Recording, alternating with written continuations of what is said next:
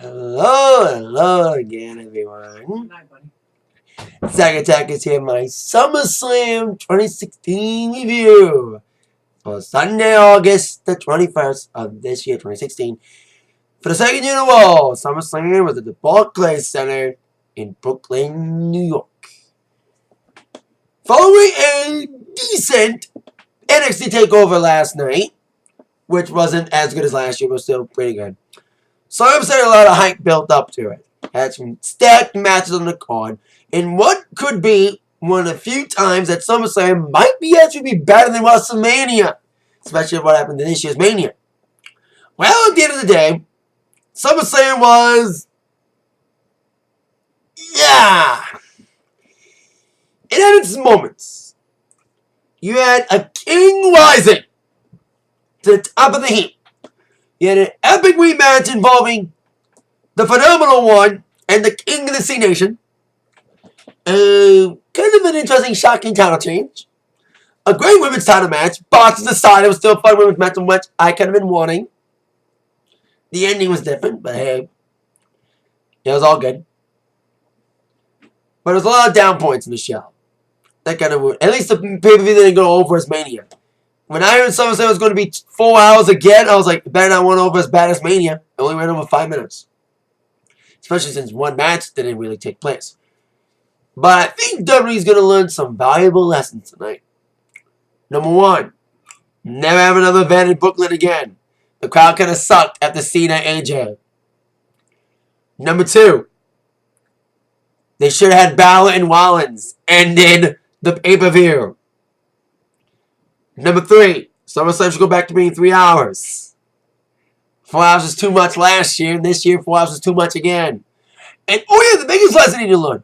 Number four, never put Lesnar in the main event again. For the second straight SummerSlam in a row, the main event of SummerSlam ended shitty and ended SummerSlam on a bad note. And both those main event endings, both involved Brock Lesnar. Last year wasn't as bad. It was a setup for the Covenant match between Taker and Lesnar at Hell in a Cell. You know, it was a screwy ending. But the ending wasn't as bad as this ending.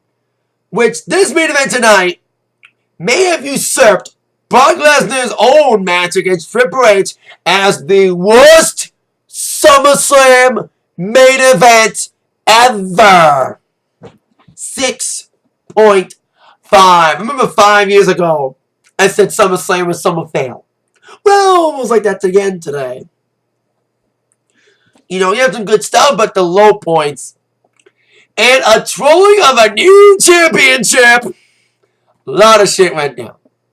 For good and for bad. Mostly bad. This new era, man, they need a lot to make up for this one. They need to make up a lot. Now let's kick things off with the pre-show. Like WrestleMania, it was a 2-hour pre-show, and you had 3 matches. The first match of the pre-show was a SmackDown match. Kind of a rematch from a recent SmackDown. A 12-man tag with American Alpha teaming up with the Usos and the Hype Bros. Taking on the Ascension, BREEZANGO, and the Vaudevillians. We couldn't see Alpha on the card, but it's sad it got clustered into this mess. And it was the first match of the pre-show, and half the crowd wasn't in yet. So I felt bad for American Alpha. The first SummerSlam match was played in front of a half-empty Barclays Center because the arena wasn't full yet. Because people were still getting in. Maybe we should have 2 matches on the SummerSlam pre-show and Mania pre-show too, instead of 3. Save them both for the second hour. Because the first hour, no one's there yet. That's another lesson they need to learn about the pre-show. It was a little bit better than the SmackDown match. Because it had more time. You didn't have a commercial break. And it had more time for the teams to shine. At least the heel teams look good. Especially the teams that need pushing. Like BREEZANGO looked good. The Ascension looked the best I've seen them. In just little spurts. But it was still great to see them look dominate for once in a match. But the main focus of the new division of tag team in SmackDown, when they get a new belt for the tag team division, is these guys, American Alpha. I've always been a fan of theirs since they founded last year in NXT. Who would have thought that 1 year ago They were in Brooklyn, but they were taped for NXT taping. They weren't on NXT Brooklyn TakeOver, but they were just in Brooklyn for taping. But 1 year later, they're on SummerSlam. Doesn't matter if it's a pre-show, you're on SummerSlam. And great action, you know, it was kind of like really fact when you have so many guys. Everyone had a chance to shine a little. Hype Bros look good. Usos got booed still. And then the ending came. Alpha's been like the team that's been the one that is going to be like the flag bearers of the division. They got the pin the last time they had the same match. And it looked like that again. They had the high altitude. But Jimmy Uso blind tagged Jag Gable, who was Lynch at the time. And after the high altitude, delivered the frog splash onto Simon Gotch. And 1, 2, 3 victory. Usos get the pin, not American Alpha. There's a little bit of tension with Gable and the Usos. Could see a little feud between these guys, especially when the championship belt comes to SmackDown. 2.8. Fun opener. You know, better than the match of SmackDown. But still, at least got the crowd going. Match matched up. They said it was supposed to have Kalisto and Baron Corbin, but it was never properly announced. So, and Baron Corbin came up with an interesting promo. But now on to our next two pre-show matches were both wall matches. We had Sami Zayn and Neville taking on the Dudley Boys. Feel bad for these guys. Sami Zayn had so much momentum after beating Kevin Owens at Battleground. And he wasn't on the SummerSlam card until this pre-show match came up. And WWE is bad with picking up momentum.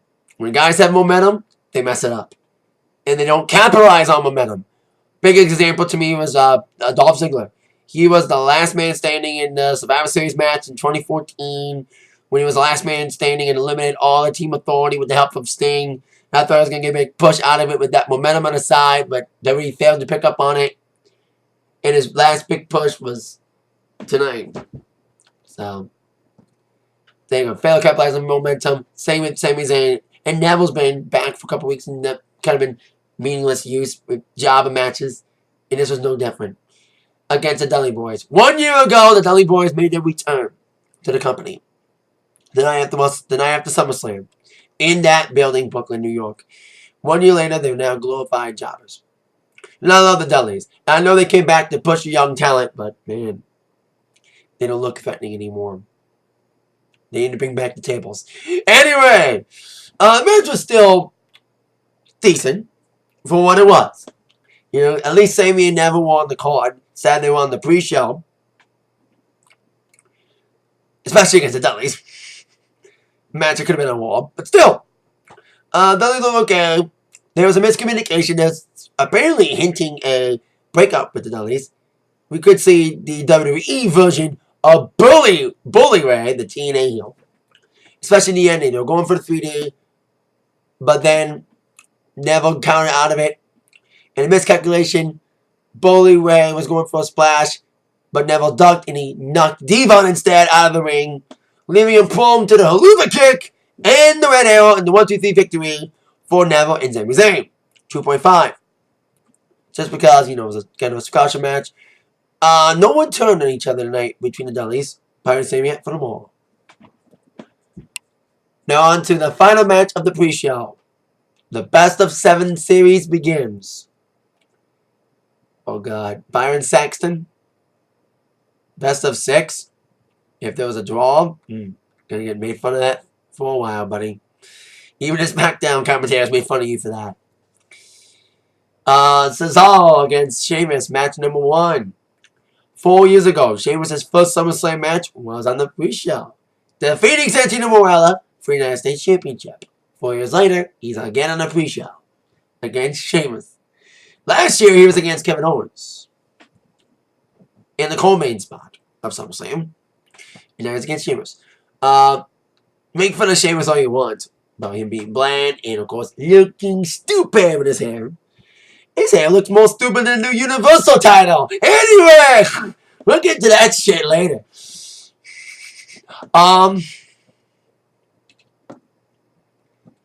Sheamus didn't look good in this matchup, though. You know, some big nasty moves. Big nasty kicks. Goes numerous attempts at broke kick. But this all came alive. This is all such on his side. Came alive. He even tried to go for all of his finishers right up the bat. You know, swing quickly, uppercuts quickly, and of course set up the neutralizer quickly in the swing. But he did do the swing eventually. He tried to set up neutralizer, but Sheamus came in with some big nasty moves, including the white noise at one point, and even trying to make Cesaro submit to the Irish Clover Leaf with Texas Clover Leaf. But then after Cesaro came in with the House of Fire, it's like I said, offensive fury after Sheamus came in. After the swing and all that, Sheamus did deliver the bro kick. After Cesaro got nailed against the steel wing post, and 1-3 victory in match 1 for Sheamus. I think Cesaro will win the whole series. You know, these two feel underutilized on the wall brand, especially they were drafted way down in the draft. Cesaro was very vocal about being picked low. So this is a match. This is a series that kind of get him motivated. 3.0. These were the end of the pre-show. Sheamus winning was bad, but at least in my mind, he won't win the whole series. I think Cesaro in 5. I do not think it's going to go all 7. But in all the best in series, they always go to the last match. They always go best of 5. They always go all 5 matches. This is the first major best out of 7 that I've seen.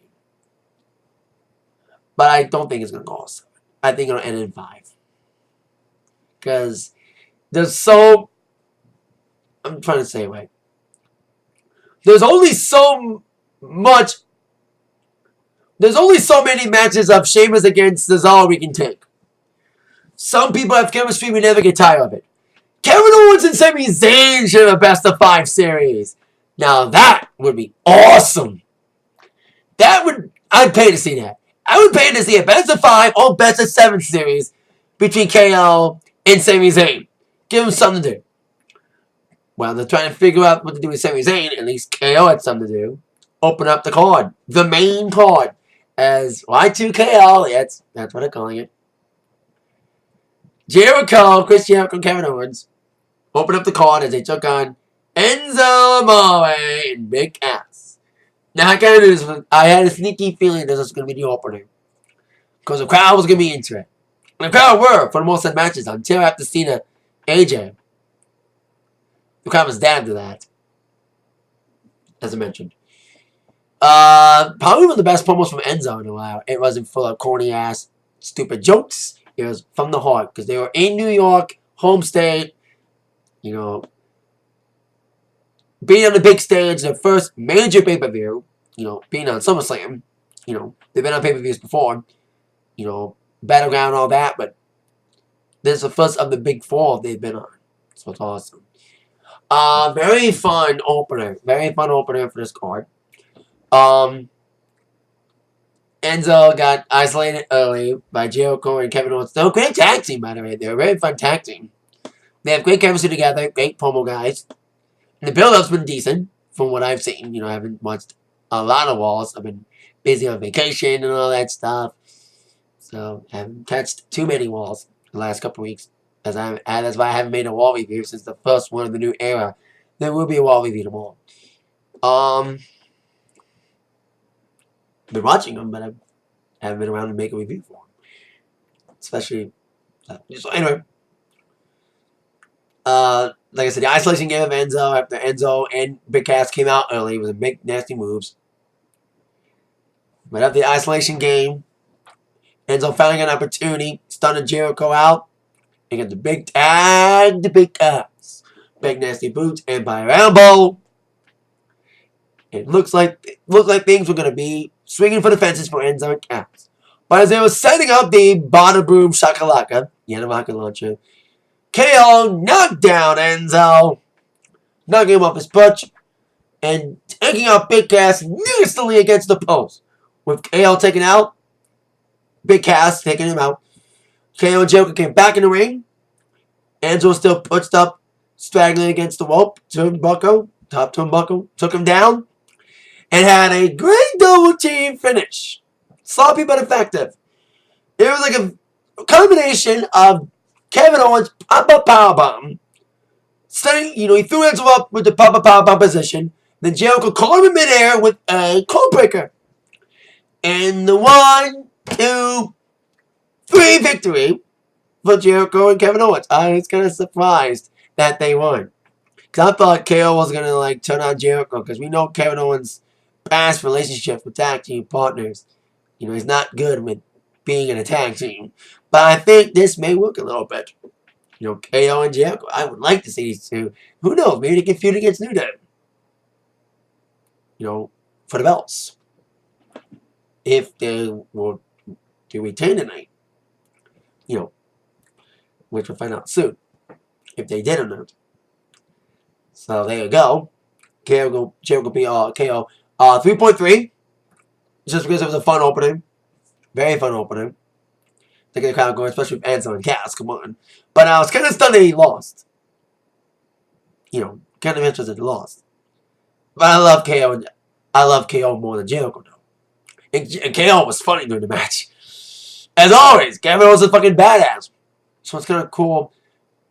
So at least Owens can say he's 2-0 in SummerSlam. Because last year he beat Cesaro. And this year he wins in the tag team. So there you go. Now, get ready for some walking and some ranting. If anyone's seen my videos for the last year and a half, whether it's my Raw reviews, my NXT reviews, my pay-per-view reviews, everyone knows that I've been very vocal about these two women. Their match on Raw for the championship, which should have been on here, but at least it was here, but it was the rematch. It was amazing. It was a match that I was hoping for. These two women having a great match on the main roster. And I was hoping they have a rematch, and they did on SummerSlam. I wanted them to be high up on the card and really steal the show. But when I find out that Sasha and Charlotte were match number 2,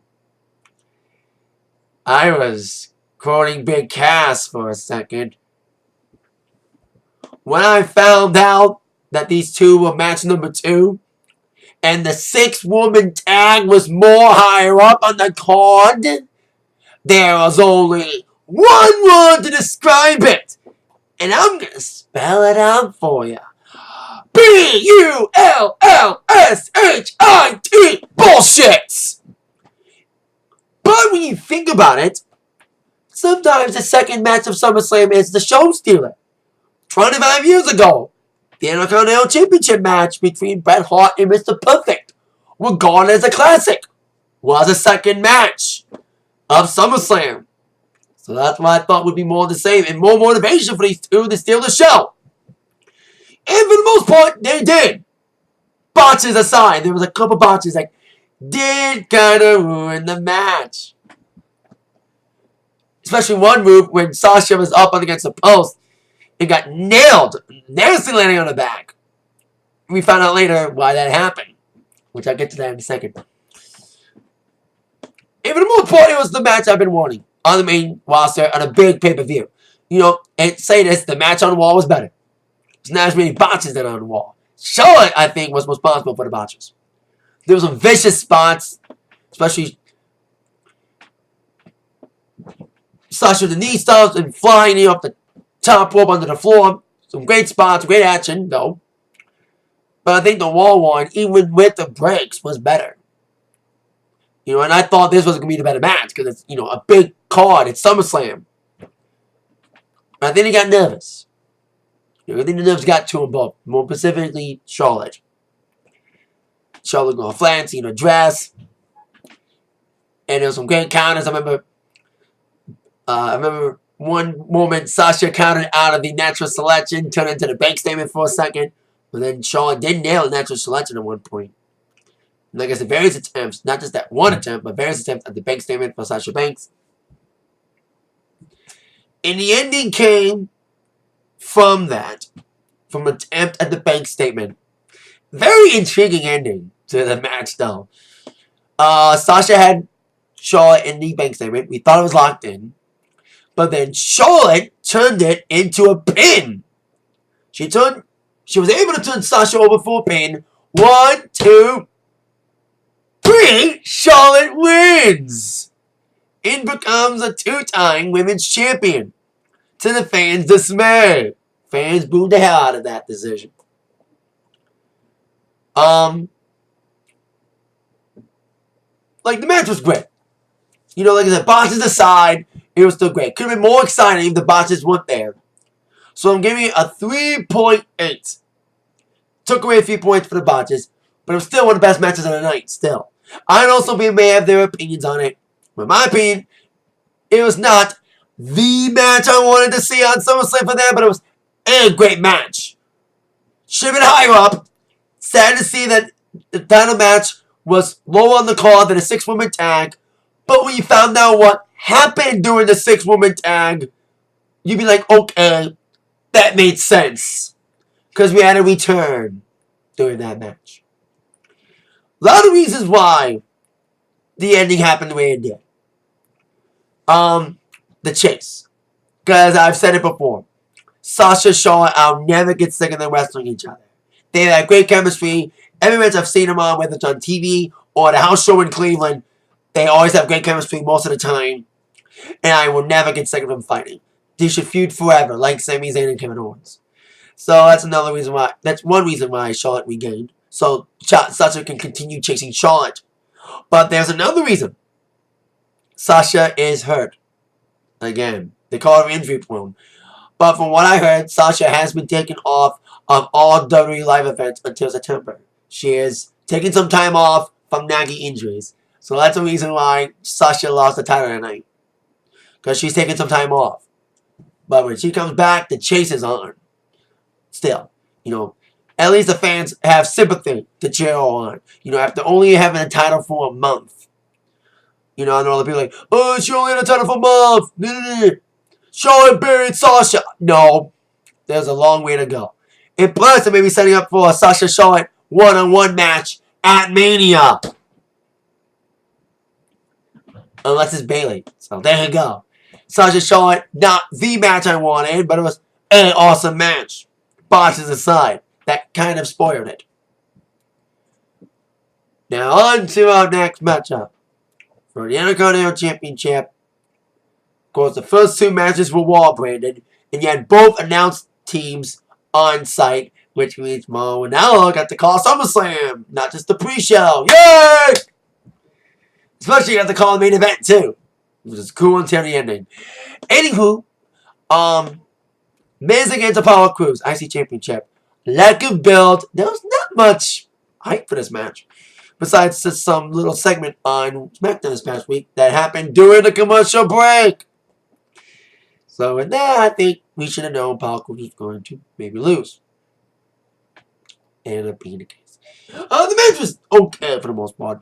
Apollo's first big pay-per-view match on a big card. Last year, he made his debut in WWE at NXT TakeOver Brooklyn. 1 year later, he's fighting for the IC Championship. So it is kind of a big improvement for him.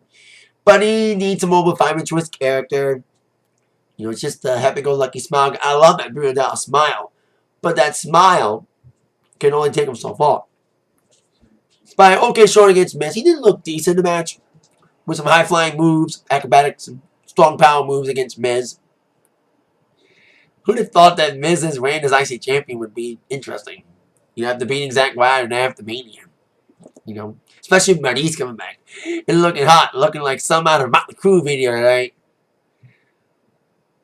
Girls, girls, girls. Ziggler would have been happy with that one because Ziggler's a Motley Crue fan, like me. Crue heads for life. Speaking of full life, I get to something about the Bullet Club later, especially before our next match. Anyway, despite Cruz looking good, he had some momentum and some standing moonsault, but he got distracted by Bernice for a little bit. And that distraction was enough to be nailed against the post, which was the beginning of the end. After being nailed against the post, Miz capitalized with the skull-crushing finale and the 1-2-3 victory for Miz retaining his championship. 2.4 for this one. It was just okay. The build was not good going into it. You would have thought he needed a cool-down match after a women's match. Usually the women's match is a cool-down match. But this one was a cool-down after the women's. So before we get into our next matchup, We had a sight we've been wanting to see since all these guys came on the main roster. A semi-reunion of the Bullet Club as AJ Styles, Gallows and Anderson, and Finn Balor were at the same scene at the same time. AJ was talking with Gallows and Anderson before his match, two-tweeting each other, and Balor walked by him. Crowd went berserk. They teased the two-tweet to Balor, but Balor walked on by, and everyone booed it to hell. Teaser! Balor Club! Balor Club! And the internet exploded. I was on Twitter after that, and the internet, they broke the internet with that one scene. I'm seeing all 4 Bullet Club guys on TV. I think it's a sight we've all been wanting. Like I said, it's a sight we've been all wanting to see, especially after Balor debuted in the main roster last month. To see all 4 of those guys on screen together, and they were there. Even though 2 of them, because I think Gallows Anderson on Raw, Balor's on Raw, Styles is on SmackDown. Now on to, I hate to say this, but I think it's mostly true. Match of the night. John Cena, AJ Styles 2. I said this about NXT TakeOver 2 on my review of that yesterday. That when there's a good thing going, when you have a good movie or a good match or a good event, you gotta have a sequel. And sometimes the sequels may not be as good as the previous movie. But this sequel between Cena and AJ, better than the first. Let's get the elevator in the room first. Clean ending! Yeah! Not a screwy ending like a Money in the Bank. And the match was great again. Once again. And I think that this match sucked the air out of the room. Because after this match, the crowd was not the same. Crowd was not the same after this match. The crowd sucked after this match. They chanted their asses off during this match. And it was as good, and like I said, better than the Money in the Bank match. There's some epic spots in there, great counters. Cena even got nailed by AJ, a variation of the FU, his own finisher. And both guys kicked out of the finishers. Or in AJ's case, Cena kicked out of both of AJ's major finishers. Kicked out of both the Styles Clash and the Phenomenal Four. And both guys were just fighting tooth and nail, delivering nasty moves. Cena even nailed some moves he's never really done, besides the one he's had been doing. He even did a super FU, and even then didn't take down AJ. Like, the frustration was building in. You know, at this, like, both guys were feeling frustration. Like, they were just nailing each other. Cena nailing with a variation of the Canadian Destroyer, AJ dealing with Pele, and all these sick moves. It's like, these guys are probably thinking to themselves, what can I do to make the other one stay down for a count of 3? And after the Super FU, Cena, you could see on his face the frustration was really kicking in. But then Cena was trying to go again for the FU, but then AJ reversed it, turned it into the Styles Clash. I thought he was going to pin him after that. He did I think he did Styles Clash a couple times, especially when Cena kicked out of one. So I thought, okay, he wasn't going to pin him after the Styles Clash, especially after Cena kicked out of it. So he did another Phenomenal Forearm. And the 1, 2, 3, AJ beat Cena clean. Because I'm good AJ beat Cena at Money in the Bank, but it was with an asterisk, as JBL would say, because the club got involved. But this time, the club wasn't involved. It wasn't, no doubt about it. AJ beat Cena and beat him clean. This is now the 6th year in a row Cena's lost at SummerSlam. I thought he lost the last 3. But I forgot he lost in 2011 against CM Punk. Lost in 2012 against CM Punk and Big Show. Lost in 2013 against Daniel Bryan. Lost against Brock Lesnar. Lost against Rollins. And now lost against AJ. 4.3 for this match. Like I said, the best match of the night. Bar none. 2 matches that I thought were going to be good didn't live up to expectations. Kind of like Mania. Like Mania last year, there was a couple matches that we thought were going to be the matches that saved the pay-per-view, but they didn't really live up to those expectations. Then we built upon them. For various reasons, I'll get to those as we get to those matches. So Cena loses again, and AJ wins. And it was a fun match and a very grueling match that I think sucked the air out of the room. And the crowd was not the same, like I said. They were dead after that match. Now on to our next matchup. Back to war matches. Or at least a war match. And it was for the WWE World Tag Team Championships of the world, to quote Daniels and Kazarian from Ring of Honor, as the New Day defended the titles against the club, with Jon Stewart filling in temporarily for Big E, who was at the time still selling his injuries from the club. The build's been weak because of filling the club as comedy goofballs. You know, bad booking of the club. Fuck WWE Creative for making the whole feud center around dick jokes. God, Roman Reigns made corny dick jokes. And now the club made them too. Didn't you learn from Roman Reigns making corny dick jokes about Sheamus? Anyway, despite the lack of a build, the match itself was okay. It had the only, besides the main, the only other screwy ending of the night. And the co-main too. Those are like the only few matches that had really weird endings. One never really happened. Leave you to guess which one it was. Especially if you've seen my ratings on the description. So, New Day looked good early, even without Big E. Even did the Stampede without him. But it was weird to see the Stampede with just Kofi and Xavier without Xavier being on the outside with Big E doing the wing work and Xavier doing it. I did it myself. But then Club came in with some nasty moves, nasty kicks, and even nailed the Magic Killer at one point. It looked like they were going to win the championships. But then Jon Stewart got involved. I was like, Jon Stewart, you already got involved in one SummerSlam match last year against Cena and Rollins. Please don't screw the club, because I thought the club were going to win tonight. Because I love New Day. Been a New Day guy. But I think club needs to be champions. But I think they need a better build to become champions. They don't need to be champions because they took one guy out because of his balls. By the way, they had ball samples and shit. And then Jon Stewart kept getting involved. And they were going to nail Jon Stewart's groin against the ring post. But just before that happened, Big E came back. Disqualification. Took out the club. And saved Jon Stewart.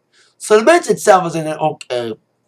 I was distracted a little bit with this match, to be honest with you. I missed some of the match because I was trying to make popcorn with a pot and accidentally burnt it to hell. So I was busy with that, so I wasn't really too much focused on this matchup. I did see most of it. But still, for what I saw, it was an okay matchup. Maybe if the club wins, they have more motivation to win than instead of making dick jokes. 2.4 to the okay tag match. Screwy ending. So there you go. Now, WrestleMania 32. One of the most up and down manias of all time. By one of the worst manias ever. And it's ups and downs. We knew the card was kind of sloppy because of the injuries that was plaguing the card. There was a couple matches that we thought were going to be the matches that would help save the card. And they both didn't live up to our expectations. One of those matches involved Dean Ambrose. His match against Brock Lesnar. In a no-holds-barred match. We thought that match was going to be one of the matches of the night. Especially if Ambrose was allowed to use the weapons he should have used. But the match didn't live up to the expectations. It was still good, but it wasn't exciting as we thought it was. The same can also be said about his match tonight for the WWE World Heavyweight Championship against Dolph Ziggler. They had a great build-up on this feud. You know, great build-up. with Dolph Ziggler being used properly again. Like I said, talking about momentum earlier. And they had a little stare down at the beginning. And they made a McGregor joke. Saying that, unlike McGregor, these guys are actual size. Because McGregor made fun of WWE guys in a little feud. Of course, he won. Saturday night, UFC 202. A lot of people don't like him. So there you go. But the match itself did not live up to expectations for two reasons. One, the match never really got exciting.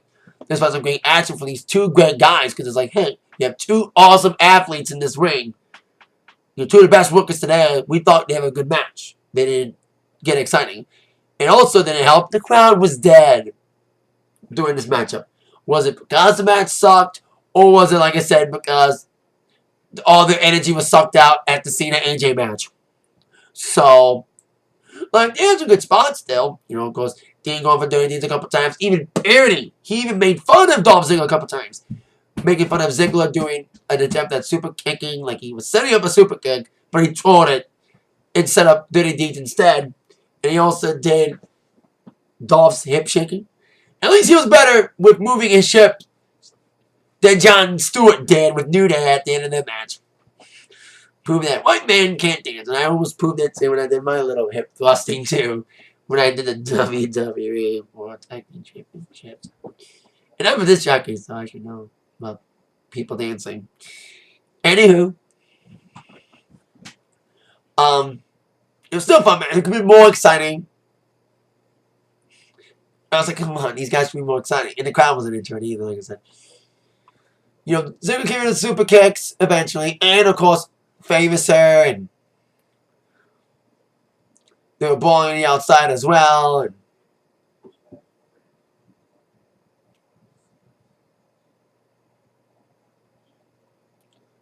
we're going to do all the finishers, you know, the zigzag and all that stuff. The ending kind of came quick. It was a sudden ending, in my opinion, the ending.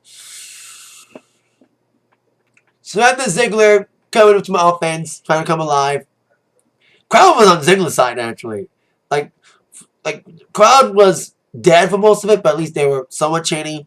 They were mostly chanting for Ziggler instead of Ambrose. Wow.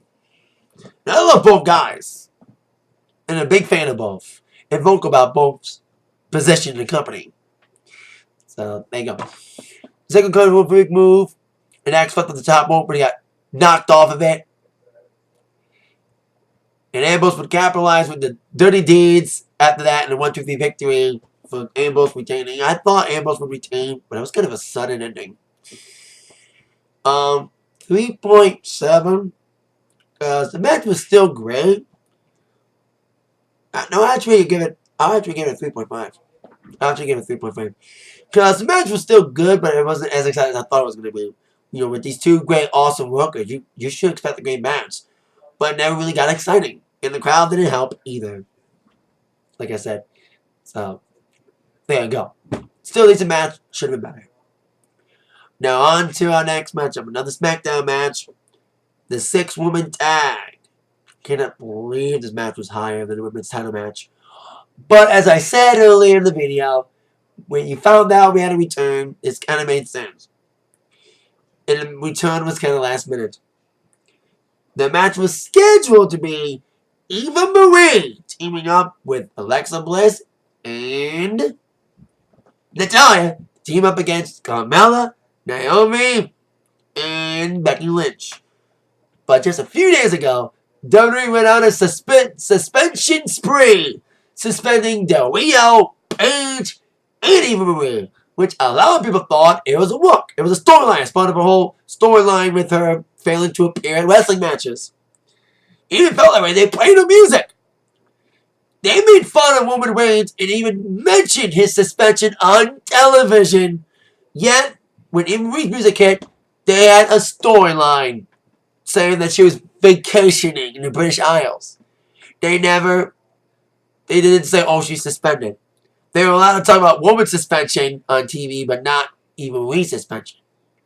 Weird. So, Eva Marie out for failing to give WWE paperwork for prescriptions. There was a lot of speculation. Who would they replace her with?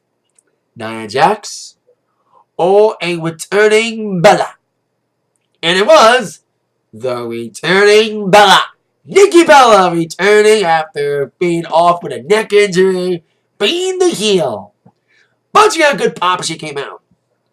Love her or hate her, she's just like her husband John, not her husband, but her boyfriend John Cena. Love him or hate him, you can't help but respect her. Especially coming back from a nasty neck injury after being the longest reigning Divas champion. But it's kind of when she's back as she is, unfortunately, the epitome of the old era. Of the Divas era. She's the poster child of the Divas era. They still need to get rid of that name of everything. You know, they're trying to make this evolution. But it's still de-evolution with Total Diva still being around. Should be Total Women. Or cancel that show altogether. So I can't believe this match was higher up on the card. It was because of the return of Nikki Bella. If Nikki Bella didn't come back, this match still, I think this match would have been number 2. And Sasha and Charlotte should have been higher up. The triple threat match between Sasha, Bayley, and Charlotte was higher up in Mania. It was sad. The triple threat title match was higher up on the card at Mania. And a one-on-one title match for the women's title was lower on SummerSlam. Inconsistencies. But for one 6-man women match was still pretty good. All the heels look good at one point. Alexa Bliss, been a fan of hers since NXT. She's hot, man. I've seen her in person. She is that hot in person, gentlemen. You know, she has some great offensive move. They were isolating Carmella in the corner a lot. Nikki had some time in. She didn't have that much time in because it was, like I said, her first match back in almost a year. You know, she had surgery in January, but she's been out since, like, October, November. You know, she was still trying to find out the severity of the injury. So there you go with that. But she got in. She looked good in there. A little rusty, but she looked good in the moments she did have in that ring. Now, I love Naomi's new entrance. I love her new entrance. I like her new light-up suit to go along with her neon shoes. And she has some great moves to go in. She's been kind of underutilized. She's very athletic. You know, she's proved that a lot. And now that with the SmackDown Women's Division getting the old championship, a lot of women can shine. Fire even Marie. She can get wrestled because she gets heat. If she was there, she probably would have gotten more boos than Roman Reigns did. And oh, God, Cena got his ass booed. Fred mentioned that. And you heard the loudest John Cena song since he's came back. So after being isolated, Carmella got the tag in to Becky Lynch. Went straight fire under Natalya. They had little problems. But then all the women came in with some big moves. Carmella came in with some big moves. Even doing a double knee stomp in the corner. Her Staten Island shuffle on Nikki Bella. Does she realize Nikki just got back from a broken neck? But then Nikki Bella picked up Carmella after recovering from that and delivered her new finisher. She's not doing the rack attack because it brought severe damage to her neck. But she did to a cutter like a TKO. And a 1-2-3 victory for Nikki Bella and the heel team. Because some people were suspecting if Eva was in the match that she was going to pick up the win after everyone else did all the work. But it was kind of cool not only see the heels win, but also see Nikki pick up the pin. She did deserve it. 2.8. You know, fun 6-woman tag. Showcase of the women on SmackDown. And a return of Nikki Bella. Now on to the second match we thought was going to be one of the best matches of the night. Which still was a good match. But it was kind of spoiled. Spoiled by the reveal of the championship belt. The Universal Championship was on the line. Finn Balor against Seth Rollins. This match on paper looked awesome. 2 former NXT champions facing off. Should have been an awesome match. The Demon King showing up. Should have been saved for SummerSlam instead of having it on Raw before SummerSlam. And all that momentum, all that hype for the match went away when the championship belt was revealed. And it looked like the women's title, but red. And the fans trolled the fuck out of the title belts for the majority of the matchup. You have two awesome guys in there. Finn Balor, Seth Rollins, two of the best guys. Seth freaking Rollins, the man against the demon. What were they chanting? This belt sucks. This belt sucks. This belt sucks. This belt sucks. Hey, we want a new belt. Hey, we want a new belt. And the internet probably had a fucking field day with it too. You know, and every time they showed the belt on camera or mentioned the Universal title, they booed the fuck out of it. They booed it. Just a glimpse of that belt on the screen got a boo from the fans. That belt got more boos than Roman. Oh, almost as bad as Roman. It was that bad, people. In the match itself, with all the fan trolling aside, it was still a very violent and intense matchup. With Balor looking awesome as the Demon. They're calling him the Demon King. They never called him that in NXT, but they're calling him that in Raw. So, there you go. You know, and then after the trolling stopped, they finally got the, let's go, Rollins, let's go, Balor. It was split for Cena and AJ too. It wasn't as split because the crowd was, like I said, almost dead at this point. In busy trolling. So, Rollins gave us some big moves, including like a little small package thing. That was cool. She made a new finish instead of a pedigree. And then do the Falcon's arrow, but still. Big nice moves on suplex up the top. He didn't do the Falcon's arrow transition like he usually does, but still. The Balor gave us big nasty moves, 1916, big drop kicks, numerous times at coup de grace. He did try it early on in the beginning of the matchup. He tried it again.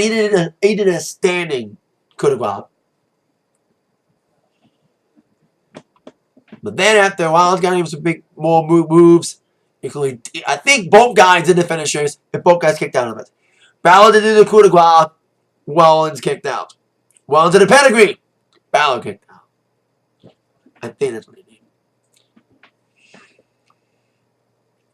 Yeah. Both guys did the finishers and kicked out of it like Cena and AJ did. So then the suplex came. Balor gave some big nasty moves, drop kicks. Set up the coup de grace again. Connected it. 1-2-3 victory for Finn Balor. Becoming the grown Universal Champion. Presented the title by Mick Foley, who was at ringside with Stephanie, and the crowd booed it. They booed the belt. 3.8. Well, actually 3.9. No, I'll give it a 4.0. Because it was good, but the fans ruined it with trolling the new belt. It's sad that they were fighting for that belt. And it looked almost like the Women's Championship almost red. Needed some more originality with the belts. Belt design like the same. It looked the same as the WWE title and almost the same as the women's title. Only it was red. So it was like, grown. Hopefully the tag team titles for SmackDown aren't like that either. With blue on the belts and also the SmackDown women's title. Hopefully it ain't blue either. Now on to our next matchup, the co-main event. I was like, wow, this was even suspended. Roman Reigns was still co-main event. And as I mentioned, Balor should have ended the card. Especially after seeing how SummerSlam ended. As I mentioned earlier in the beginning of the video, and I'll explain it more as we get to that main event. Roman Reigns against Rusev, U.S. Championship match. Demotion for Roman. Yay, fighting for mid-card title. Never really started. It was just a brawl on the outside. Rusev attacked Roman early, brawl on the outside. Roman did a 2-minute punch. Nailed Rusev with a chair. Referee separated him. No contest. Because referees deemed Rusev unfit to compete. At least they protected Roman. Make Roman look strong. And also protecting Rusev too. They gave away the match on Monday. They had Roman Reigns win on Monday. Yet they continued this with an angle tonight with the match not really happening tonight. After giving this match away for free on Monday. So, when this happened, when there's no contest happening, I had a dilemma. How to rate this match? Because it wasn't really a match. It was just a no contest. So, I'm just giving it an NA. I'm not giving it a rating. There will be no waiting for this matchup because it never really happened. Like, I could give it a 1.0. I may give the main event that too, but still, I'm giving it just no waiting. Now on to the main event of the evening, which should have not been a main event. I would have loved, like, be honest, what would rather see as the ending of SummerSlam? The Demon King, the former NXT champion, a new face, standing tall as the lasting image of this pay-per-view, or a part-timer winning?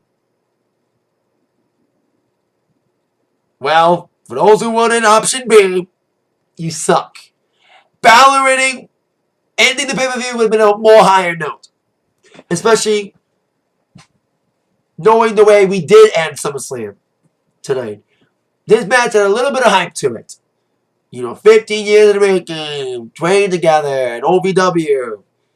And as I mentioned earlier, and I'll say it again, this match now usurps Brock Lesnar against Triple H in 2012 as the worst SummerSlam main event of all time. Brock Lesnar against Randy Orton. And like I said earlier as well, this might be the time when WWE's like, fuck you, Lesnar, we'll never trust you in a main event again. It was not much of a match, it was like a fight, Because last year, Lesnar and Taker were the main event, and it was great. I liked the match, better than Mania 30, but this match never really got started. And there was some confusion to it, too. It was like, when did it become no DQ?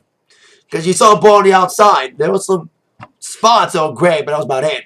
Orton delivered the RKO on the table, and 7 suplexes from Lesnar. But it was like kind of a beatdown match, a typical Lesnar beatdown match for the most part, with some RKOs thrown in by Randy Orton.